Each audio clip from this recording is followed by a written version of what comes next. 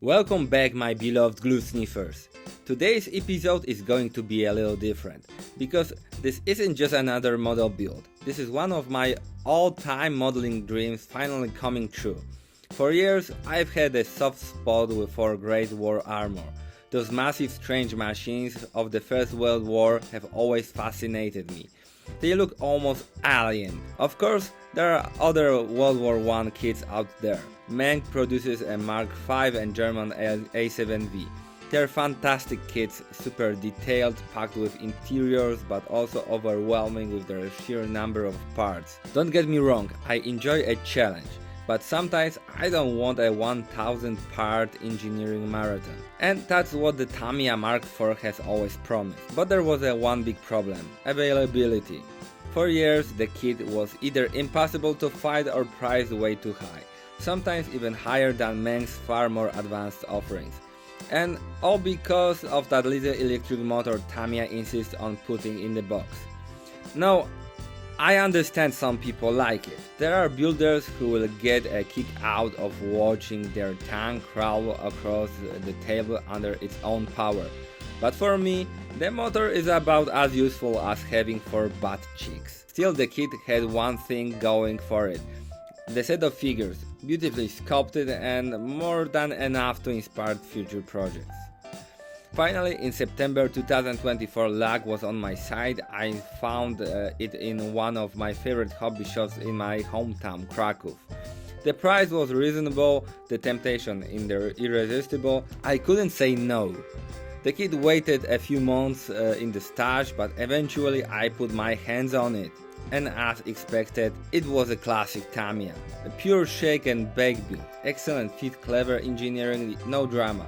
Yes, there are simplifications, but nothing you can't work around. I added some texture to the armor plates, replaced a grab handle with a wire, and even made an asbestos wrap for the exhaust pipe. But then came a real challenge. How do you make a rhomboid brick painted entirely in earth tones to look interesting? That's what this episode is all about. My attempt to take a dull, monotone paint job and turn it into a canvas of textures, shades and character. So let's fire up the airbrush and get started. Since I was working with acrylics, the primer was the first step. I chose Ammo One Shot. Now Ammo's primer is thick, almost a soup, especially for 0.2mm nozzle. So I thinned it with airbrush cleaner and it sprayed beautifully. Soon the whole model was covered in a smooth, solid coat. Next came my first experiment, the base layer of Deck 10, followed by shading with NATO Black sprayed into recesses and edges. It was a bit of wake-up call. For the past 2 years I've been spoiled with AK Virgin acrylics and occasionally AK Real colors. Both of those have rich pigmentation and cover extremely well. Tamiya paints, not so much. Coverage is weaker, they don't hide as well, and the consistency can be tricky, especially with light colors. But I carried on. To break up the monotony, I sprayed 2 layers of highlights on the more exposed panels. I also gathered enough courage to remove the tracks. They are mounted on clips, but taking off still feels gymnastic work. It was worth it, fought for what came next. The next step was a generous coat of VMS chipping fluid. Some of you may probably guess that was coming. Once dry, it was time for the main color code. According to Tamiya, the Mark IV should be painted with a mix of XF52 and XF55. I didn't have XF52, so I used Mr.Hobby H72 instead. For thinner, I avoided Tamiya's own and went with Mr.Leveling Thinner. Yes, it smells awful, but in my opinion it performs much better. I thinned the paint 50-50 and sprayed at the 1.5 bar.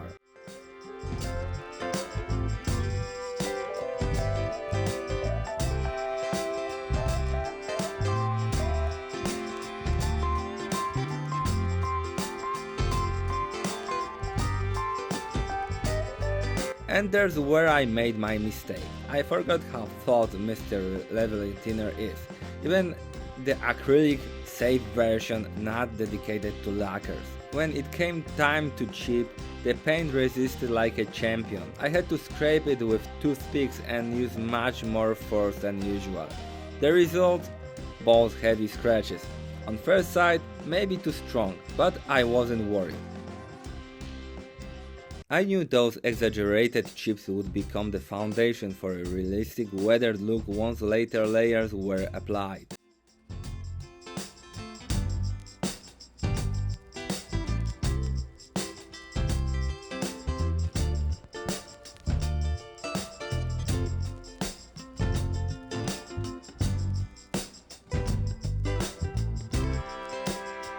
Next, I sealed everything with a clear coat of Tamiya varnish and applied the second layer of VMS chipping fluid once the varnish dried.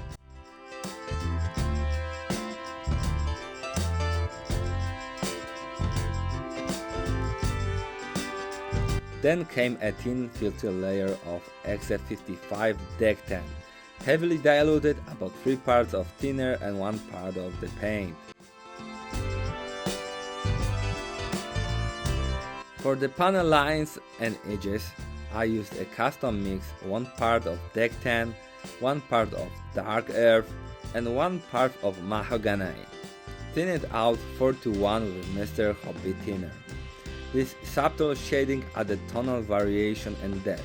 The chipping this time was much more restrained but very effective. In fact, it gave me two things at once: a realistic 2-layer map of scratches and wear, and a natural foundation for dust and dirt effects later on. This was a lesson learned from past mistakes. On my earlier Axarid and Panzer IV builds, I had carefully crafted textures and discoloration, only to bury them under a final dust coat sprayed at the very end. The results weren't bad, but it muted all the interesting work underneath. This time I wasn't going to make that mistake. With that done, I sprayed a gloss coat to seal and protect the layers. While that dry, I painted the tracks with a mix of NATO Black and mahogany with a touch of clear varnish to toughen the paint for later enamel work.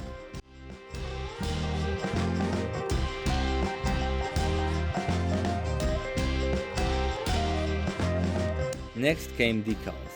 Tamiya decals can be tricky, but in my experience nothing works better than Tamiya Mark IV. I applied it over the decals and did its job beautifully. Now for one of the most tedious but rewarding steps: painting the rivets. I used a mix of British Uniform Light and Light Earth, softened with retarder, and picked out each rivet one by one.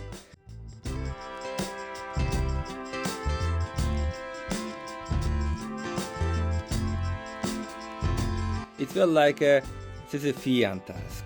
Once the wash and metallic highlights were added, the rivets just popped off the surface. Is it historically accurate? Not exactly. Rivets on real tanks were rarely lighter than the armor around them. Often they were chipped or worn down to bare steel. But for the sake of the model's visual appeal, I'm happy to bend reality.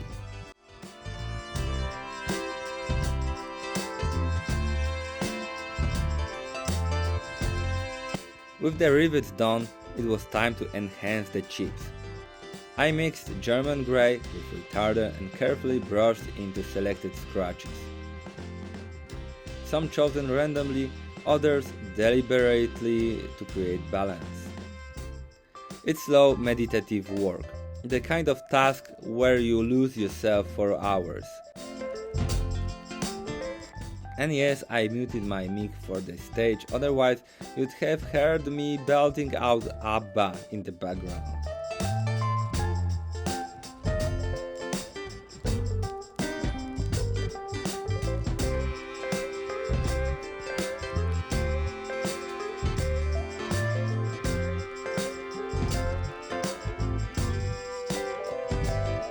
Once I was happy, I sealed everything with a generous coat of semi-gloss and matte varnish. Painting the stowage and minor details was the perfect opportunity to check my new toy, the Gallery Mobius 0.2mm airbrush. My old Harden and Steinbeck Ultra had served me well for nearly 7 years, but even with new parts, it had become frustrating. The paint cap was loose, the trigger inconsistent, no needle stop adjustment, and it was more irritating than useful.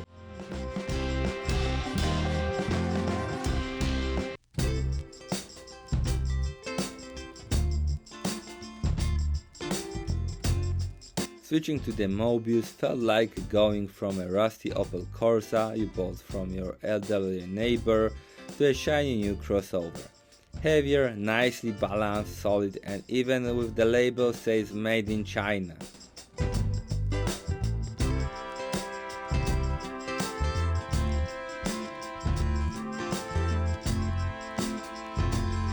Painting the ditching beam and stowage with it was smooth and precise. These were my first strokes with it. No practice beforehand. And already I could see the possibilities. Give me a few months and I think the results will be spectacular. Even though I really enjoy brush painting, this time I wanted to optimize my workflow and cover as many elements as possible with the airbrush. That's why the Mobius was such a game changer. It allowed me to paint stowage, tools and details quickly and with much more control than my old Ultra ever could.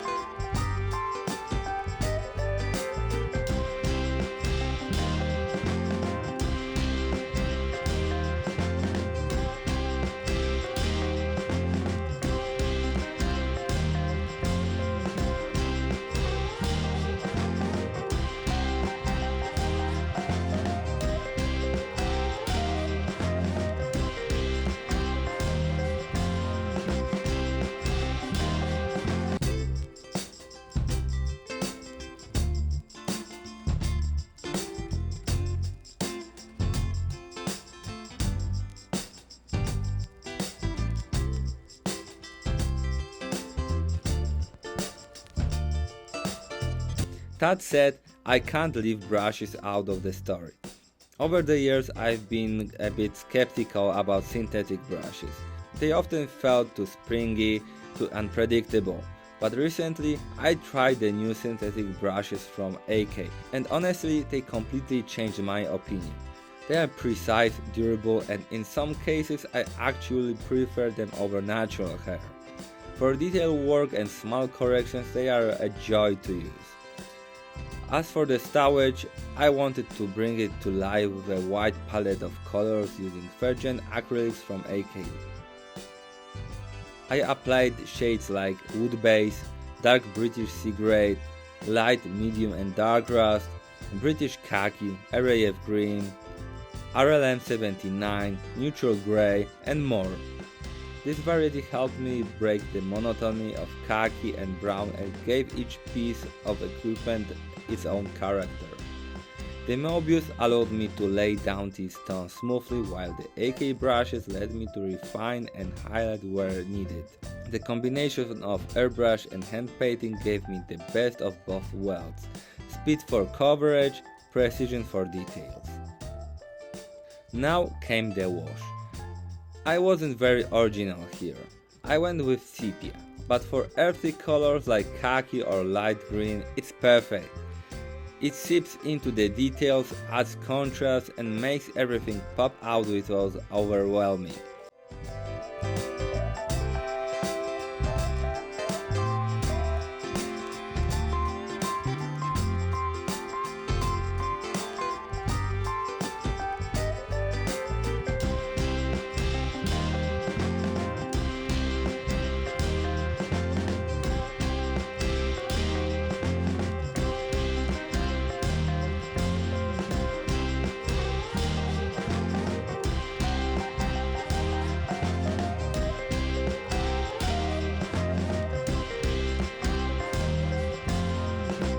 Because my varnish layer included some matte, the surface was slightly porous. That meant the oil and thinner mix soaked in deeper, requiring more blending. That extra blending gave me natural streaks and variations, perfect for dirt marks running down vertical surfaces.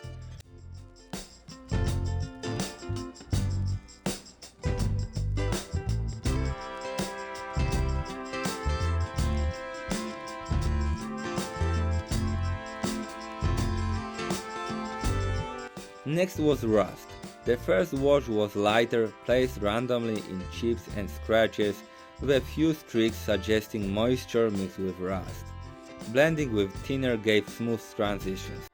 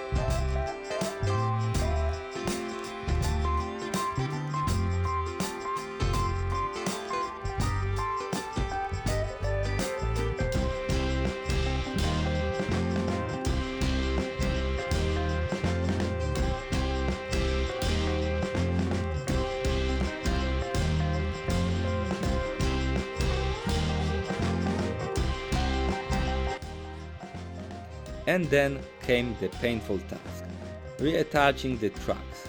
Let's just say it happened off camera, a dozen courses later, 2 broken clips, but thankfully Tamiya provided spares.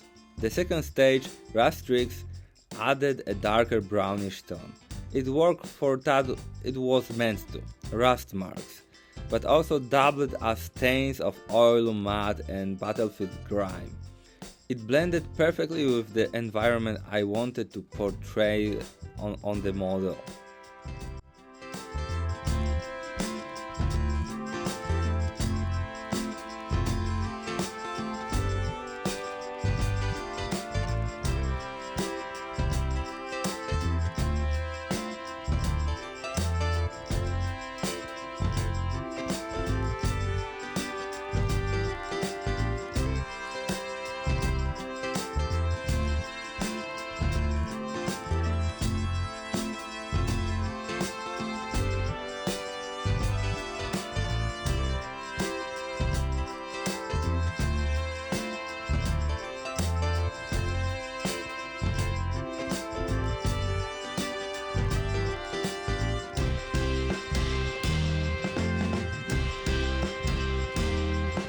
The underside couldn't stay clean.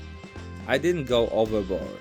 This part of the model isn't visible much, but I added black and brown panel liners plus some rust streaks just to break up the factory look.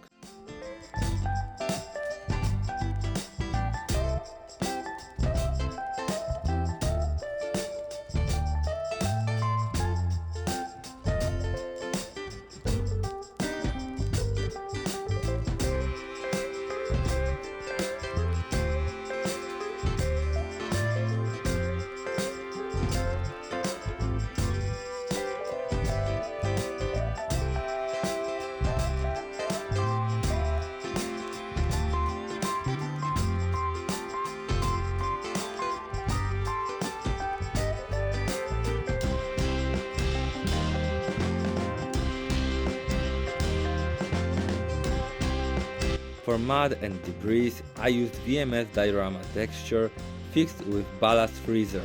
The texture was perfect for simulating stones and battlefield debris carried by tanks' trucks.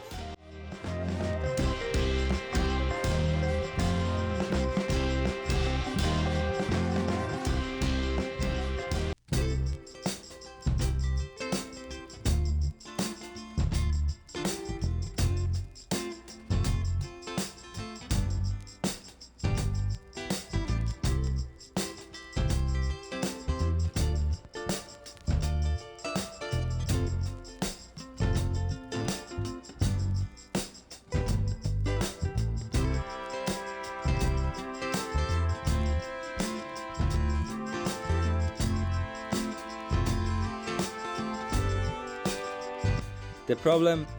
The Ballast freezer left a shiny film. I solved it with a mist of matte varnish which also sealed area layers.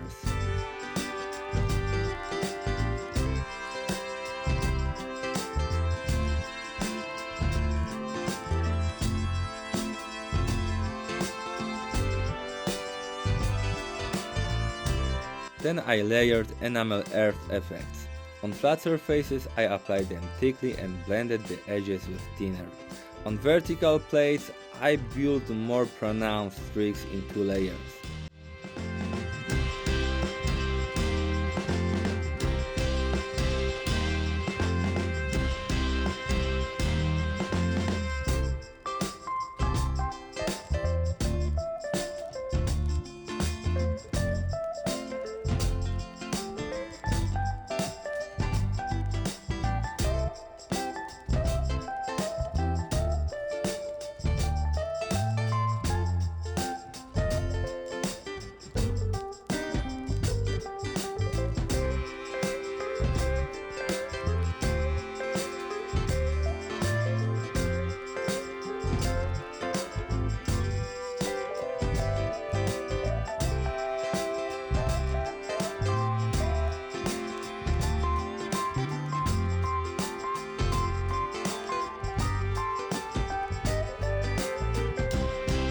To unify the colors of the earth tones, I used my old friend, Rust Streaks, which added just a hint of color variety.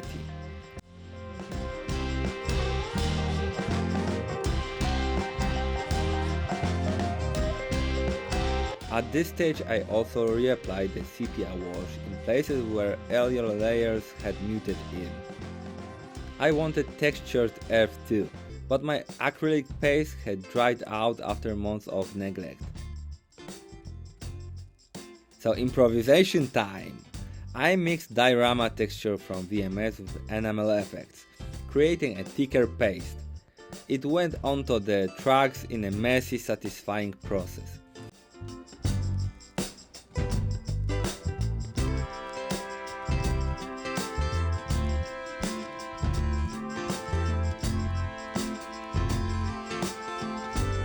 Finally, I deepened the matte effects with AK Fresh Matte. Slightly thinned, it had a glossy, oily finish that added depth.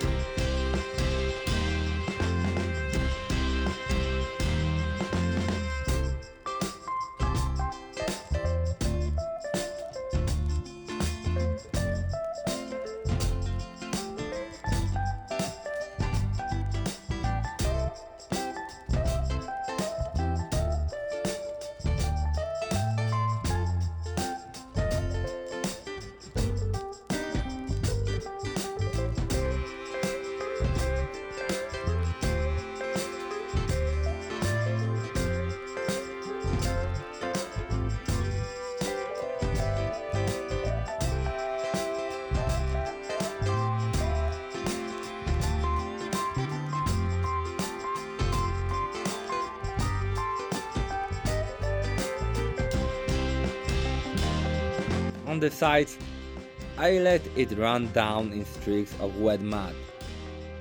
As it dried, it settled into a satin sheen, perfectly mimicking real dirt.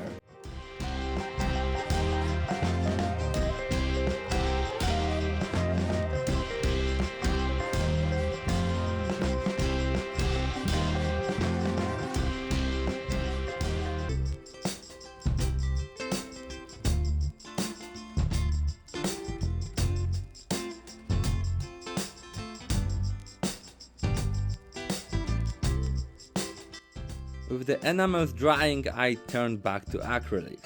Using paint drying retardant and even plain tap water, I carefully painted the last details.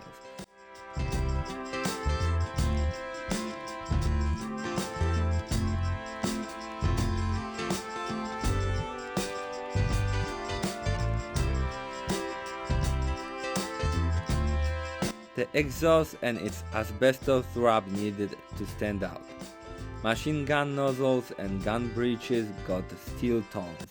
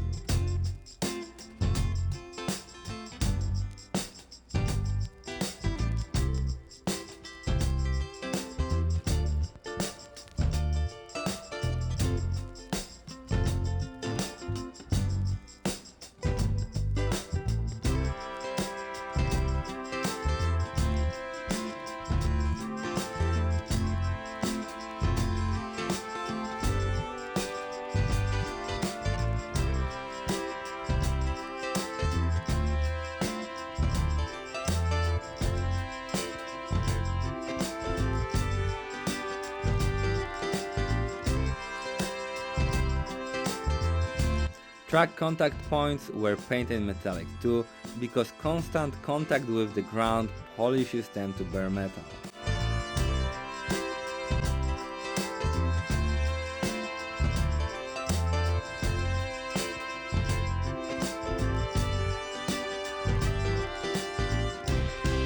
I also painted the larger stones lying on the hull. Using off-white, 3 shades of grey, sand and sand brown, I made them pop as tiny but characteristic details.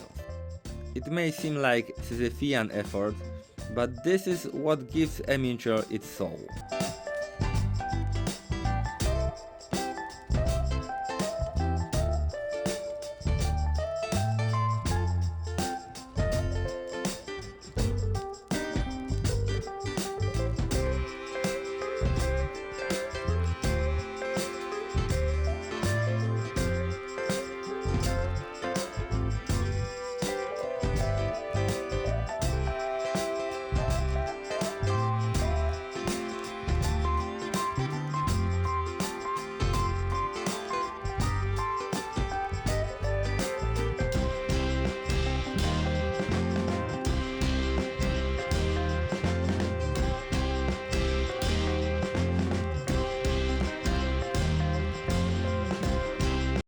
And then one of my favorite touches, I added dried leaves from Model C. They are so finely detailed and beautifully painted that I couldn't bring myself to waste them on a diorama base. Instead, I let them decorate the tank itself. Finally, I glued on the stowage. Awkwardly, clumsily, but with a smile because I knew the end was near.